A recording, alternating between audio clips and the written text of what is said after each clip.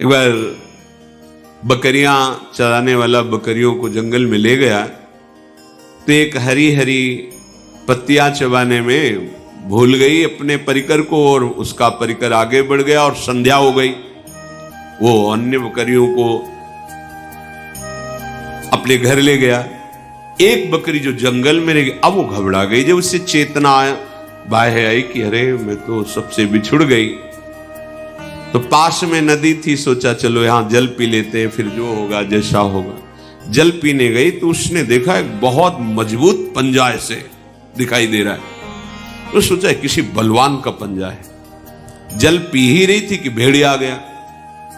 भेड़िए ने आवाज दी, बकरी ने अपनी हिम्मत दिखाई और उस पंजे के पास खड़ी हो गई और कहा, देखते हो ये पंजे का हमने सहारा लिया है।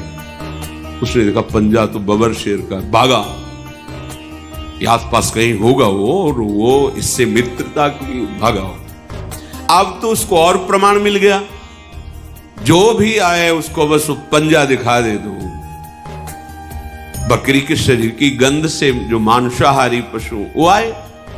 आखिरी में जब सिंह स्वयं जल पीने आया, रेस हमारी तरफ देखना मत, ये पंजा देख रहे हो, मैं संध्या से अभी तक इसी के सहारे बैठी हूं, किसी ने मेरी तरफ आंख भी नहीं उठाई। तो उनका तुम चिंता भी मत करो, अब कोई आंख भी नहीं उठाएगा क्योंकि पंजा मेरा है। जब तुमने मेरा आश्रय ले लिया तो इस जंगल में कोई, तुम समझ रहे हो इसका उदाहरण? अगर आप प्रणत कामदम प्रभु के चरणों का आश्रय लिए हैं, कोई भी आपका बाल बांका नहीं कर सकता। हर क्षण वो रक्षा करते, हर क्षण, हर पल। स्वप्न में भी दुख नहीं होने देते। एक दिन देखा स्वप्न में चारों तरफ से समुद्र उफान कर रहा है, भारी वर्षा हो रही, नगर डूबते चले जा रहे हैं, उनमें हम भी सब डूबते चले जा। अभी घबराहट पैदा हुई, स्वप्न है, घबराहट एकदम पैदा हुई। एक बालक इतना बड़ा जाता है, अंगुली पकड़ता है, चलो हमें वो मार्ग पता है जहां ये समुद्र तुम्हें डुबो नहीं पाएगा, दौड़ो हमारे साथ।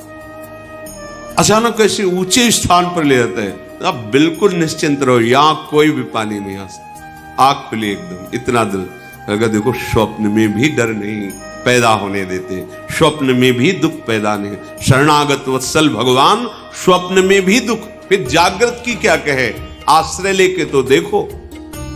बहिर्गत दृगंतर धैर्य मालम्ब्यो, सहारा लो किसका, प्रभु का, और धैर्य धारण करो, सहना सीख जाओ। कैसे आप सह पाओगे, इसके लिए उपाय नित्य स्मृति, नित्य निरंतर भगवान की स्मृति। ये बहुत बड़ी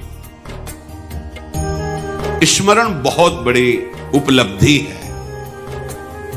ये बाहरी साधनों की बात या नहीं कह रहे, स्मृति सिर्फ अंदर की बात होती है।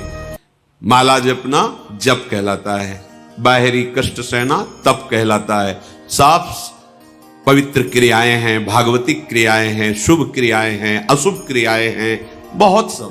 यहां एक शब्द केवल बोला गया, श्रीपाद कह रहे नित्य स्मृति। गीता जी का फल भी अर्जुन को जो मिला, तो नष्टो मोहा स्मृतिर लब्धा त्वत्प्रसादान्मयात्, ये स्मृति बहुत जोर की उपलब्धि है। मानो साधना का फल है अखंड स्मृति, बहुत बड़ी। यस्य स्मरण मात्रेण जन्म संसार बंधनात् विमुच्यते, जिनका स्मरण जन्म मरण से मुक्ति दिला देता है। हरि स्मृति सर्व विपद विमोक्षणम, कोई भी विपत्ति तुम्हें दुखी नहीं कर सकती, गिरा नहीं सकती, फंसा नहीं सकती, निराश नहीं कर सकती। कब? जब हरि स्मृति, हरि का स्मरण चल रहा है। और अगर हरि